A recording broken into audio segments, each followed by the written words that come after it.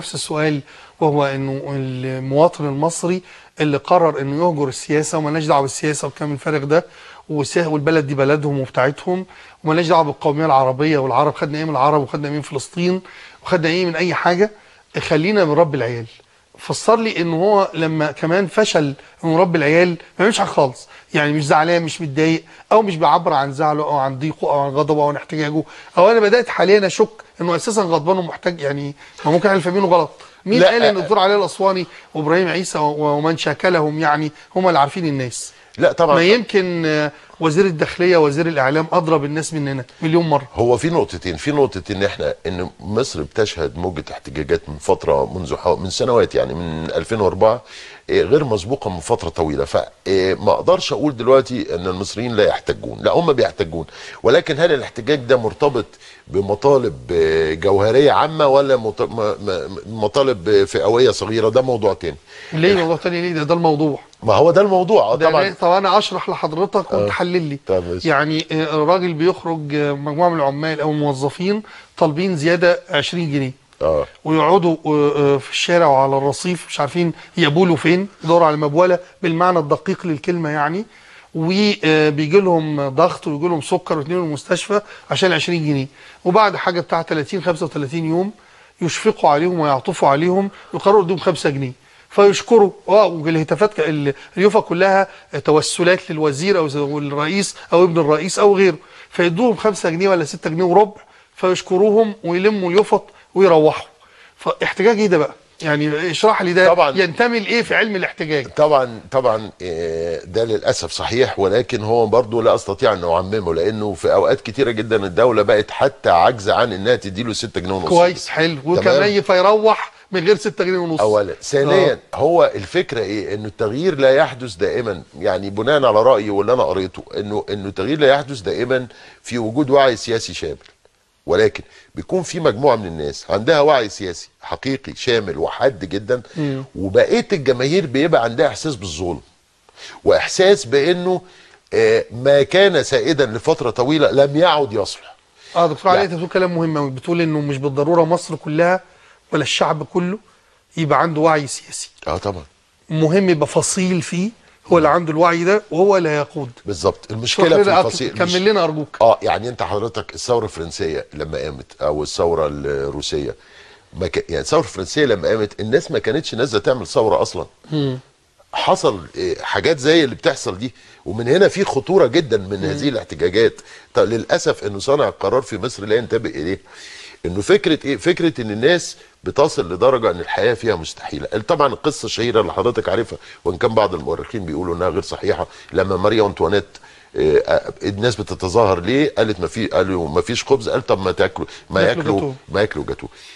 الفكره حتى لو في مبالغه في هذه القصه، انما الفكره ايه؟ انه الناس مشيت لانها عندها احساس بالظلم عارم جدا، وفجاه وجدت انه قبضه الامن ما بقتش موجوده، وبالتالي اتاحوا لكل المشاعر السلبيه اللي عندهم والاحساس بالغبن انه يعبر عن نفسه. بالمناسبه ده حصل في مصر في وقائع التحرش الجنسي في رايي، واخد بال حضرتك؟ لانه الاعتداءات الجنسيه مش بالضروره يكون بواعثها جنسيه.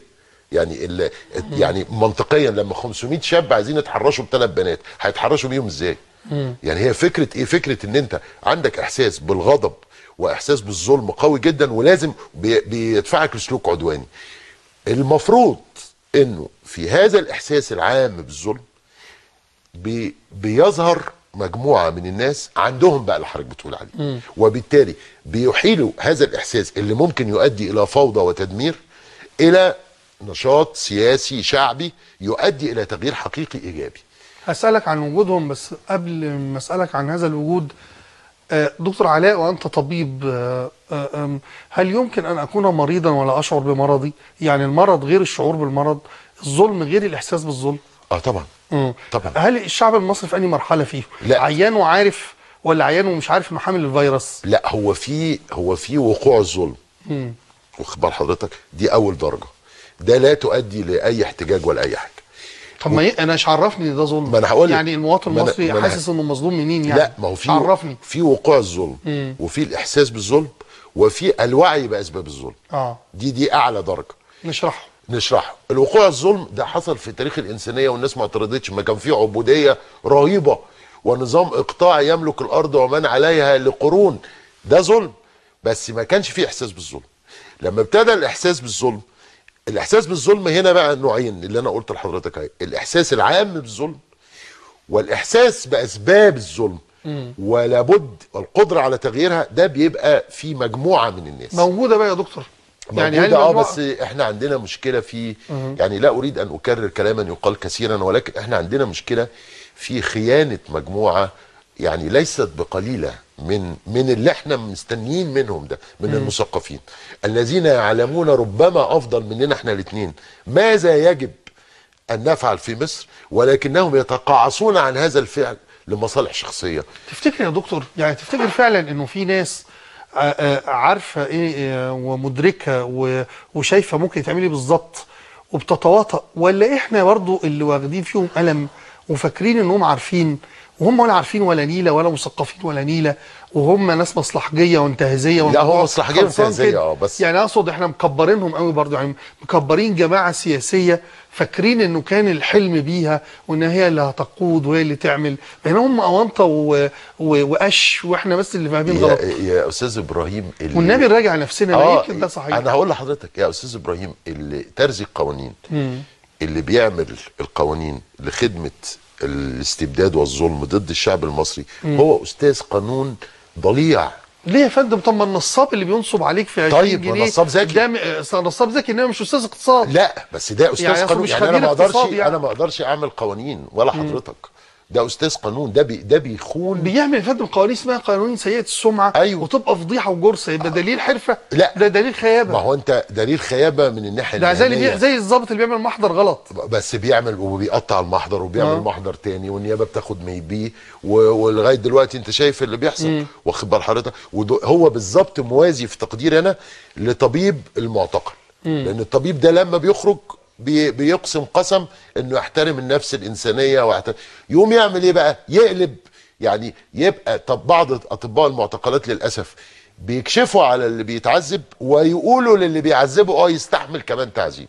هو ده نفس هي الخيانه، هي دي بالظبط. عندنا فصيل في مصر ده للاسف اللي هو طبيب المعتقلات، او طبيب التشريح، نمشيها برضه فوق الطبيب اللي يقدر يطبخ لك برضه زي ما انت عايز، شرعي زي ما انت عايز. وطبعا دي مشكله، لان ده المفروض دوره مش هنا، مش مكانه هنا ده خالص، ده مكانه مع الناس.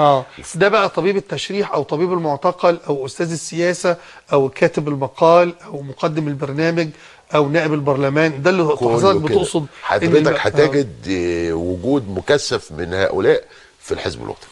هم دول اللي معطل، يعني انت الناس دول لو جم من الحزب الوطني حطيناهم حزب تاني البلد تتعدل؟ مش بالبساطه دي، بس لو انت وعيت بان انت عليك دور. احنا استاذ ابراهيم اتعلمنا جميعا بغض النظر عن خلفياتنا ولا كان اهالينا معاها فلوس ولا لا. انا اتعلمت في طب اسنان القاهره ب 16 جنيه في السنه، تمام؟ النهارده عشان تتعلم في طب اسنان في اي جامعه بتدفع 30 و40 الف جنيه في السنه. صحيح. الفرق بين ال 30,000 جنيه وال 16 جنيه دول دفعهم مين؟ دفعهم الناس المصريين اللي هم محشورين في المترو واللي هم قاعدين في العشوائيات. يا اخي ده الواحد لما يستلف من واحد حاجه وقت زنقه يظل مدينا له طول العمر. طيب المصريين دول اللي علمونا وخلونا كتاب وصحفيين وادباء